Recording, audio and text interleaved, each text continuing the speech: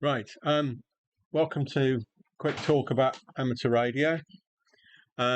We've now got an amateur radio, a little bit of an amateur radio set up, shall we say, here at the Makerspace. So I thought what I'd like to do is just tell everybody else about what amateur radio is, in case you don't know. And for those that do know what amateur radio is, I apologise because I'm going to spend a little while going through some history. So I'm going to talk a little bit about definition of amateur radio. It's in order to take part in amateur radio, you will probably need a license. I'll talk a bit about what frequency bands you can use if you do get a license, and what equipment is available here, and then how to operate it, and a little bit about using a repeater as well, and what are the practical applications? Why might you even want to think about using it? You know, is it of any interest? It won't necessarily be of interest to everyone, but it might be of interest to some of us. So, what is amateur radio? Well, it's designed to be a self-training in the use of radio equipment, radio communications technology, and that can be learning how to talk to somebody else over a radio link, because a lot of these links are not like you using your mobile phone where you can both talk at the same time and interrupt each other. It's a matter of you often passing a message and then getting a reply, but you have to push to talk button or something to switch between transmit and receive.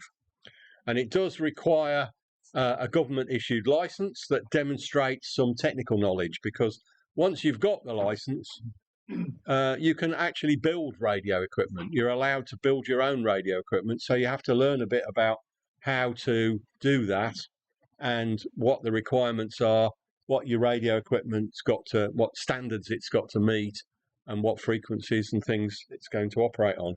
But the nice thing about amateur radio is there are all sorts of different aspects to it.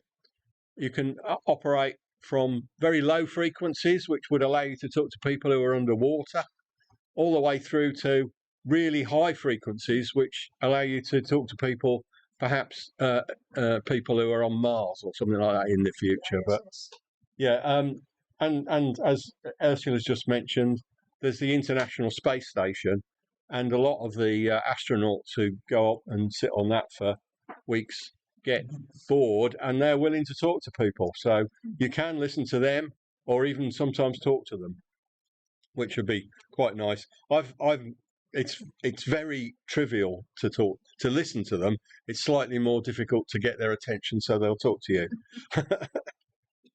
And one of the things that I use amateur radio for is to support the idea of critical communications during emergencies, when networks fail or are unavailable. I'm a member of a group called RayNet, and what RayNet do is we practice for possible emergencies, and we support charities that are doing sponsored walks and things like that in order to practice and provide them with communication support. And it's not just during emergencies, because the situation, for example, with the sponsored bike ride that gets done every year around Basingstoke, a lot of the places in the countryside around Basingstoke, there is no mobile phone coverage. So if something happens, there's a need for communication to get an ambulance to that person. And in the past, have had it been in the unfortunate position on one of those sponsored bike rides where somebody died, and they had a heart attack, and we had to get a helicopter to them, and we managed to do that via amateur radio. So what are the licensing requirements? Well, they've changed a bit since I got my license. Back when I got my license, there was an exam. You went to do an exam like doing your O-level exams or whatever, and it was written answers. That was way back in 1971 when I got my license. So Pardon? As long as that. As long as that, yes. Wow, Huge. that's when I came to England. Yeah. And I got I did the exam in 1971, and I got my license in 1972 because in those days you used to have to pay quite a bit for it. It seemed quite a lot at the time. It's a similar amount now, I think, in terms of pounds, but it. You know, when in 1972 it was quite a big outlay because it was more than I earned in a week. So, but now it's a lot cheaper. So now they take you through 3 steps to get a license. There's the first step's called foundation, and then there's an intermediate step, and then you get a full license. And the foundation license, for each level of the license, you get a call sign issued by the government, and they're currently issuing M7 licenses, or licenses that start with the letters M7 for people who get foundation licenses. And if you speak to someone who's got M3 or M6, they're also foundation licensees who got their licenses a bit earlier. The intermediate level gets issued with a license which is it's up on here as 2 and a hash sign and 0, but basically that means the what's called the secondary indicator gets inserted. So 2E0 or 2E1 would be an intermediate license, E being the secondary locator for England. And the way the licenses work, you can use a secondary locator whenever you like, but it's the you could if you had an M7 license, for example, call yourself ME7.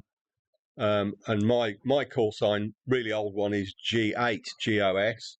I could call myself GE8 GOS, but I wouldn't, because it's just an extra character. Nobody would know who the hell you are. Everyone would go, "Who's that?" Yeah. So if you go through the stages of getting these different levels and you get to a full license, then currently you'd be getting an M0 license, or ME0 if you really wanted to call yourself ME0. And in the past, they've issued M1, M5, G1, G2, G3, G4, G5, G6, G7, G8, and G0. Why not G9? I don't know. I think that's used by somebody else, some other group of people. I don't know. Okay. Anyway, so if you wanted to get a license, there are various resources and clubs. There's a local club. I think they amateur radio club. I think they do classes from time to time. You look at Basingstoke Amateur Radio Club, you'll probably find it. Yeah. Farnborough Radio Club as well. Yeah. So they tend to run courses, but you can do an online course as well. So presumably you don't have to do a Morse test anymore. No, you don't have to do Morse anymore. That when I got my license, there were 2 levels. There was known as a technical license, which is what I got when I just did the technical exam. And then if you wanted to transmit on frequencies below 144 megahertz, you had to do a Morse code test. And then they moved that thing slowly, so it was frequencies below 30 megahertz in the end. And then now they've made it optional. You haven't done the Morse? No, I never did Morse. I was never interested in doing Morse because I just thought I'd try and learn how to make a noise like a modem instead, and then that might work. Anyway,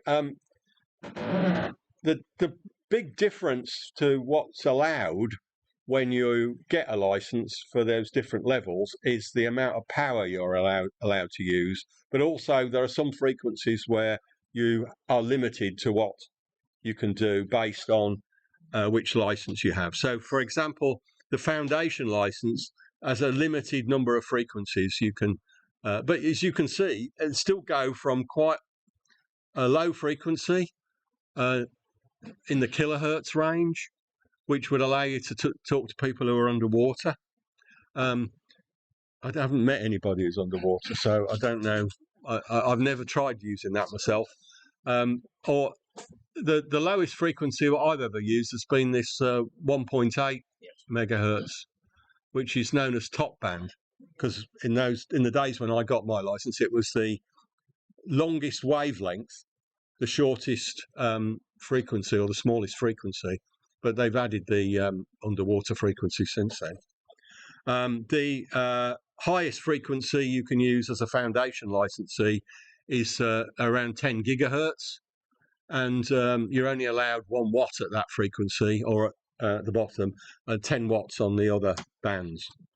So all that, there's a series of booklets here I've got here on the table. There's the license conditions booklet, which you'd be expected to know a lot of that stuff if you were going to take your license exam. There's what's called a coordination booklet, because some of these frequencies are shared with other users. So, for example, if you look here, it says secondary on the 50 megahertz frequencies. 51 megahertz frequencies, and that means somebody else could be using it, and you have to be cognizant of that and be able to move away or change your frequency if somebody's already using that frequency who's not a radio amateur. So there's this guidance booklet which has got a lot of that operational rules in. All these booklets are here on the side. I've printed them out so you can use them. And there's these tables that I'm showing are from this booklet called the UK Interface Requirements, which show you what frequencies you're allowed to use for each different license. So if you need the details, they'll be here next to the transmitter, which is over here in the corner. Are those all available off Ofcom or the RSGB? Yeah, you can download them all from the Ofcom website. I don't know about the RSGB. Probably. Yeah. We'll put the link up in the video. Yeah, we'll add the link to the video. So there's the guidance booklet, the coordination booklet, which tells you about the shared frequencies, the UK interface requirement, which tells you about all the frequencies, and the other thing the interface requirement mentions is interference to other services. So if you're allowed to build your own equipment, there's a danger that you could build something that was cause interference. And sometimes nowadays, with a lot of things going digital, you don't really notice the interference quite so much as you used to. I remember when I was at university, one year we entered the CQ Worldwide contest, and it was like a whole weekend where we were talking to people all over the world, and from time to time we got a chance to take a break and someone else would take over, and we were trying to basically talk to as many other stations all over the world and as far away as possible. And I took my break and I went down to the student union bar, and everyone was fiddling with the television because there were horrible lines on it, and the lines on it were definitely coordinated with somebody speaking in the radio shack upstairs. So you slipped quietly back upstairs and never said anything again. Exactly. So there were other sorts of interference we had at the university, which I'll tell you about a bit more if you ask me. But my favourite one was the what we called the FBI interference, and this wasn't anything to do with the United States Federal Bureau of Investigation. It was frog brain interference, because in the lab near where the Radio Shack was, there were some people doing measurements by putting wires into the brains of frogs. And what was happening was, when we were talking on the radio, the frogs was causing the frogs to jump because the wires were picking up signals. So it's a bit horrible, really. But there you go. Are those bands just for the UK, or are they international? This particular list is just what you can do in the UK, but a lot of them are also international. There are some differences. So, for example, if we look at this allocation, what's known colloquially by amateurs as 2-meter allocation, which is 144 to 146, that most of Europe use those frequencies. In America, though, they go all the way up to 148. So although you can, once you've got a full license, you could go to America and you can either use your full UK license in America, but it will only still allow you to go up to 146, which means the 146 to 148 is not available to you in America. But so there's the list of the foundation frequencies. Intermediate frequencies, I've had to go to 2 pages to show them all, because it goes right up into the gigahertz range. So you could be transmitting on very, very high frequencies. And cooking chicken. Pardon? And cooking. Yeah, you could, but make a nice little oven with it. Here you can see that one of the frequencies is 2.4 gigahertz, and that's the frequency at which water molecules vibrate. So that would be good for cooking. But you're only allowed 50 watts at intermediate level. At full license level, you're allowed 400 watts. And if you were to transmit 400 watts on that frequency, you might not only just be cooking chicken, you might also be causing quite a lot of interference to people's Wi-Fi, because that's the frequency that Wi-Fi happens at, or one of the frequencies that Wi-Fi happens at. So I don't know if anyone's got any questions at that point. The next bit is our demo. So you could say that the higher the frequency, the shorter distance it's like. Yeah. There are different frequency, there are different characteristics for all the frequencies. So, for example, if you were on top band, you can talk to people all over Europe. Some of the slightly higher frequencies, which are also known as HF, high frequency, which is below 30 megahertz and above 3 megahertz. Those frequencies bounce off the ionosphere, so you can use those to talk to people all over the world, basically. But you'd need, one of the things you would learn as part of your amateur radio learning is what frequency is good for what distance. As I mentioned earlier, when I got my license, I just took the technical license, and so I was only allowed to use frequencies above 144 megahertz, which meant I was kind of limited at first to short distances. Those frequencies will go about 30 miles if you're lucky. But if you're on the top of a hill, you can get different characteristics. And one of the things, the equipment here, which I'll talk about a bit now, is using what's called frequency modulation. And that is quite good, because you don't get a lot of interference on it because of the way the signal's modulated. So you can usually get a good contact with somebody, which is not too difficult to listen to. But it's fairly wide. It's the way it's being used at the moment by radio hams. We're using what's called 12.5 kilohertz channel spacing. So your channel is about 12.5 kilohertz wide. And the problem with that is, in order for someone to listen to it at the other end, you have to get the whole of that 12.5 kilohertz.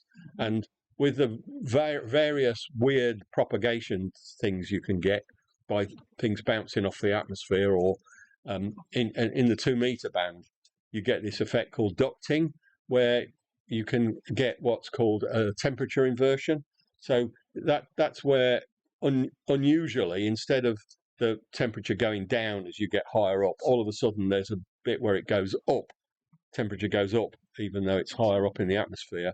Its effect is mostly noticed during fog conditions.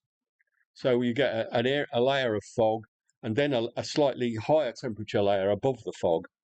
And in those conditions, you get this ducting effect. So maybe during February, when you get some fog, or during November, those are the best times of the year for this. You get this ducting effect, and you can talk to people a lot longer away, because your signal goes up, it gets sort of stuck in the duct, and it comes down somewhere a lot further away. And during those times, although FM can work, it's often better to be using a different modulation scheme, and one that's quite popular with radio amateurs is called single sideband. And single sideband allows you to have a much narrower band of frequencies. So you get more signals in the available space, and they also go further because they're less affected by the atmosphere. You know, your chances of you getting through are much better. And for example, on the 2 meter band, I would regularly be able to work. I used to have a friend who lived at the top of a hill near Manchester, and I could regularly go up to the top of the hill near where I lived in Alton and talk to him using single sideband radio, and we could just do that pretty much all the time. Not quite all the time, but most of the time. So, and to do that, you would probably be using a directional antenna as well. So we here at the MakerSpace, we've got what's called a vertical, and the vertical is it puts the signal out in every direction. So it doesn't really matter where somebody is around you, but it means that your signal's spread out, and so if you're transmitting 10 watts or whatever, it's going all over the area, and only so you get a reduced amount at any one particular point, compared with what a directional area like this, for example, a Yagi. So a Yagi, you'd have to that's got two differences. The first difference is that the polarization is horizontal. It actually usually goes a bit further because it's horizontal for some reason. That's the way the propagation works slightly better and goes further, but it's also directional. So you have to point it at the person you want to speak to, or you have to rotate it, point it at, if you're trying to just randomly find somebody, point it at the direction where you're most likely to get a signal. So from here, for example, if we had a Yagi, it would be great to point it at London because there's more radio amateurs in London. And if you were one of the things that I used to do, and I'm planning to do a bit more of in the future, is talk to people via satellites. And so there are also repeater stations around, which are mounted on tops of hills, and you can use those to bounce your signal off and talk to someone a bit the other side of a hill. A bit more about that in a minute, but once I had got my license, I got bored with talking to people close to me. I put up a station where I used to live, where I had a much bigger Yagi antenna. In fact, I think it was a 6-element Yagi, which meant it had 6 parts to it, 6 of these crossbars, and I had it was a 9-element Yagi and a 19-element Yagi on 70 centimeters, which is 433 megahertz. And that way I could transmit up to the satellite, receive a signal back from the satellite. And that particular satellite was called Oscar 13, and it was in an orbit where I had to calculate where it was, point the aerials at the satellite, and then I could talk to someone as far away as my best contact with that was Darwin in northern Australia. Wow. And could regularly talk to people in Japan, because the characteristics of that satellite orbit was it used to be quite elliptical, and it would spend quite a lot of time over the North Pole and then come down and whiz around the south quite quickly and then back up and sort of hang in the sky over the North Pole. So if you got the antennas pointed in the right place, you could talk to people in Japan when it was in view of me in Alton and some guy in Japan. And occasionally, for a short period, you'd get a time of the day when you could talk to people in Australia. So you had to choose a time when they were most likely to be on. So you're looking for evening time in Australia, and and the satellite being just sort of hanging over the equator at the time. So so that's a little bit about propagation on 2 meters. As I said, most of the time, if you're on that sort of frequency and you point your antenna up at the sky, it's just going to go straight through the atmosphere. Lower frequencies would bounce off. So one of the things you can do with 2 meters is talk to people on the International Space Station. They tend to. The problem with talking to them though is that they can hear lots of people. You can hear them quite easily, but they will hear millions of people, and the chances of them talking to you it really would really only happen if you arrange it in advance or you're very lucky. So they quite often arrange to talk to schools, or they will arrange to talk to somebody who's made a special arrangement. One day maybe we'll have a go at making such an arrangement with them here at the Makerspace, and they might very well accept us, but we'll have to see about that. A friend of mine who was the physics teacher at the at Guildford, at the school in Guildford, a secondary school in Guildford, he arranged and managed to speak to Helen Sharman, the British astronaut, when she was going round the Earth, and that was interesting to listen to. But usually, if you are listening to that state, to the International Space Station, and you want to hear both sides of the conversation, though, you'll need some way of listening to the other side of the conversation. And that can be done on the internet, because the guys on the International Space Station will put it on the internet, so you can hear both sides of the conversation. And I've managed to do that. And I've, in my car, even with the small gadget in my car, I've managed to hear direct signals from the International Space Station. And we should be able to do that here with that aerial we've got and the equipment we've got. It's just a matter of being on the right frequency and knowing where to find them. So a bit about a repeater. There is a repeater on the International Space Station, and that can be used. So you can use that to talk to other people. It's not always switched on, though. So you have to, again, find out where the International Space Station is. Can you see it? Is it in the right place in the sky? So it needs a bit of clever calculation of orbits and things to find them. But there are repeaters on the ground. Just before, as a test, I did fire up a repeater that's up at 4 marks. But it's very noisy here. What I'm going to try and do a bit later on is push our antenna a bit higher up. When I say later on, I mean when the weather's good.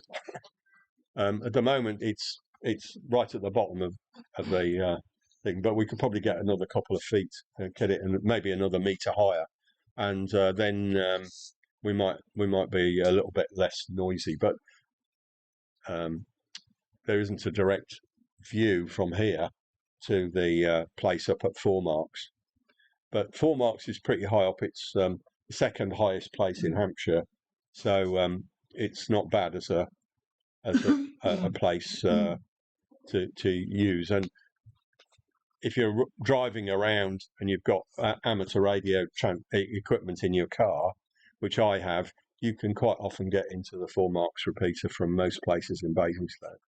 You just might get a few dead spots, like in the town centre here, where there are buildings in the way mostly. But this allows you to basically use some of this line of sight type communication to talk to someone who's the other side of a hill, and so that happens.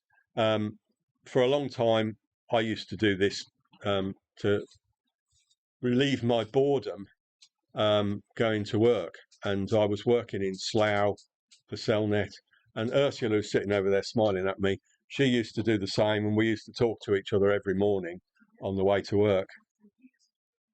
Yeah, I can't remember. It was in the 1995 or around about that time.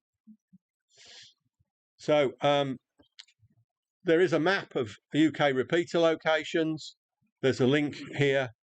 There's a slightly different set of rules for an etiquette for repeaters, because that's basically on one channel, and you'll find there's maybe quite a few people using it.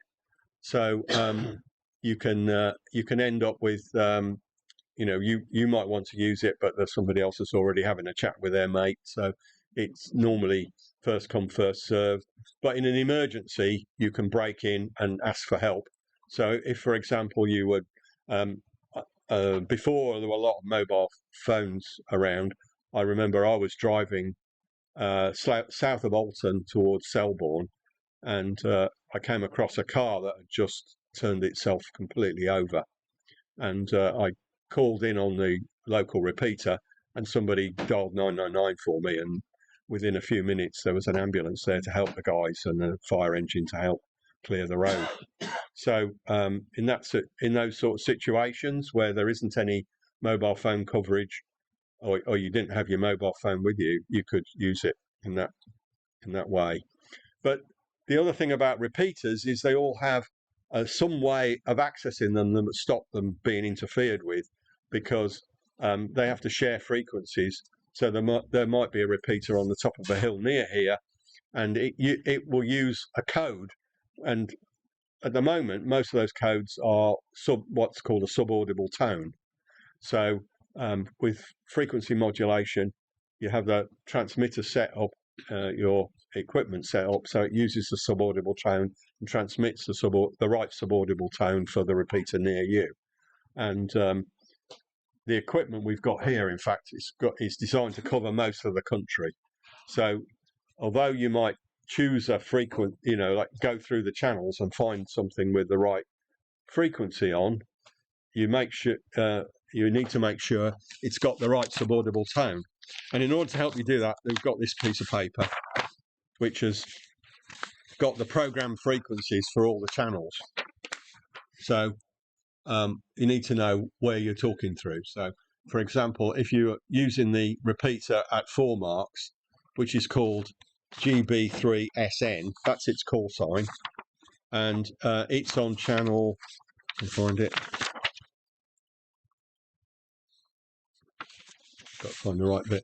Yeah, so GB3SN is on channel 159 on that transceiver, so you have to change the channel to 159, and then 158, I'm looking at the wrong line. That's the one at Alton, Hampshire. There's also one in Reading. I haven't tried using that equipment for Reading yet, but the Reading repeater is GB3RD, and it's on channel 146. Huntington got one. No. You see that from miles. Yeah, you can. Unfortunately, no, that's just a TV station. I think there used to be a local one on the 70 centimetres, yeah. But I think Basingstoke repeat beyond the Basingstoke Amateur Radio Club website. Yeah, it's on. It's not on a frequency that we can use with that transceiver. It's on the UHF. You can get to them with those little handheld Baofeng radios. Yeah. I got to mine on the weekend. So this radio only works on 144 to 146 megahertz. And this piece of paper is over there. This piece of paper will be over there with all these booklets. So if you want to find out about it, it's all there. Nowadays, one of the things that's happening is we're starting to move over to digital radio, and some of those repeaters are linked together. So there aren't any in this area though yet, so I won't spend a long time talking about them. But once you get one, you can basically use it and then use a dial pad to connect yourself to another repeater. Some of them will be in America or in Europe somewhere, and then you can chat to someone who's a long way away from you, even though so part of it will be connecting through the internet. So what's the sort of practical applications for this sort of thing? Well, local, regional communication. As I said, community event support. So if, for example, there's a marathon being run or a bike ride, we could be supporting that community event in case of an emergency, in case we need to do something, get help from St John's Ambulance or the Red Cross or someone like that, or the other ambulance services. One of the other things is it's great for learning, because you can learn all about how to make your own equipment, and learn how all this stuff works. Much to my, before I was actually had my license, I used to build radio receivers, and my parents used to send me to bed at 9 o'clock, but I always used to listen to Book at Bedtime on Radio 4, which was at 11:15, and I would build a radio, listen to it under the bed sheets, and then eventually my dad would find me and take it off me, and then I'd build another one. So I used to build these medium wave radios all the time. So let's do a little demo. What I'm going to do is just go over there and use the equipment. This handheld belongs to Ursula. She's kindly brought it along. She's going to go up the other end of the room. We're going to talk to each other across it just to show you how it works. Well, go wherever you like. Just so you know, volume's turned down because the squelch break. Okay.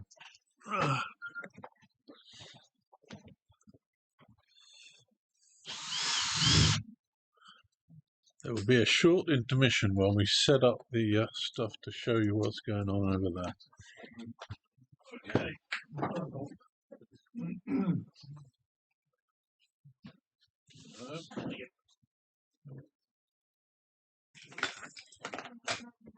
So here I'm going to use the call sign for our makerspace. We've got a license which is up here on the notice board. Our call sign is M0IYC. So what I'm going to do is use, and of course I could say Mike 0 India Yamaha Columbia, which is what the Americans do. But I could also say it's your club, which I think is a nicer way of saying it. And I'm going to call Ursula. Ursula's call sign is G0SJI. G0SJI. This is Mike 0 IYC calling. G0SJI returning. Good evening. Nice to talk to you again on the radio. Yeah, thank you, Ursula. Nice to talk to you too. I won't hold it because we're on the calling channel, and I'll speak to you again in real life very soon. M0 IYC out. G0SJI out. So it's very easy to use. It's normally you'd call somebody. You'd arrange to call somebody on a particular frequency, or if you didn't have a frequency in mind, you'd arrange to call them on the calling channel, and then change to another channel which is used for chatting. And when you get licensed, you learn where to find all those different frequencies and what they're to be used for. Any questions? So could I add a bit? If you want to listen to it, there's such a thing called an SDR or software-defined radio. There's a lot of things called web SDR, which is probably worth searching. And a lot of people connected software-defined radios to the internet, and you can listen to it for free. So if you're interested in want to listen, you can go to a web SDR. So can anybody use our equipment? Pardon? Sorry? Can anybody use our equipment? So in order to use our equipment, you need to have either a full license or be supervised by someone with a full license. So that's really because of the call sign we've got. The equipment we've got transmits more than 10 watts. So that little conversation went all over Basingstoke and possibly beyond. Yeah. Who in the club has got a full license? Well, we're going to have to make a list or something, I think. But there are several of us who have got full license and willing, yes. Yeah. And willing. That's the difficult bit. Where do CB radios fit into this? Well, they don't really. CB was designed for people who didn't want to have to spend time learning much about the whole thing. So, and it started in the States. It operates on 27 megahertz, which is not a frequency that's on our list as a radio ham. It's basically available to people who just. I don't even know actually how you get a license for it now. You don't need a license anymore. I was going to say you're limited to about 4 watts. They have changed it so you can use upper and lower side bands and AM, and in some cases up to 12 watts. You can also have different antennas if you want to get further, but it's the 4-watt limit. Another form of radio is like the FRS and family radio, and they're limited to half a watt. You can't change the antenna. That's why Ursula's little radio there is 10 times more powerful than the handheld ones. Yes. But CB is 4 watts, and this Sorry. limitation to only 4 watts. Still worth a play though if you're interested. Yeah. So yeah, it's really designed for people who don't want to spend a lot of time learning the technicalities of it. For ham radio, you do have to learn the technicalities of it. It's a bit more of a free for all. But you're allowed to do so much more that it might be worth it. If you know, for example, if you wanted to, one of the projects I'm planning to do, which I'm hoping to do to a point where we can bring it here and show you, is the when the football World Cup was on in Qatar, the communications minister of Qatar, he was a radio ham, and they had to put a satellite up to broadcast the football to the rest of the world. So he made sure that contained an amateur radio repeater. So the equipment for talking to that amateur radio repeater would allow us to sit here in the makerspace and talk to people in Thailand. It covers about 66% of the people of the globe. Yeah, so I'm in the process of putting together the bits of equipment to do that, and hopefully when I have the time, it's going to be available here for us to have a go at talking to some people in Europe or through to Thailand. That will need us to have a dish or an antenna that can be pointed at the satellite. But unlike the other satellites that I used to use that are moving about all the time, it's a geostationary satellite because it was needed to be that for the football. So the dish doesn't need to move. It'll be just like a conventional satellite dish, but a bit bigger than usual. And we could even use it for TV. And one of our other members, Nigel, he's putting together a television station. But since he's now the father of a small baby, I think he's been diverted onto other things. So I don't think it's a small baby anymore. No, I think it's grown up quite a bit. So anyway, that's another possibility and something I'm hoping to do from here at some point. Okay, thanks very much, Kevin.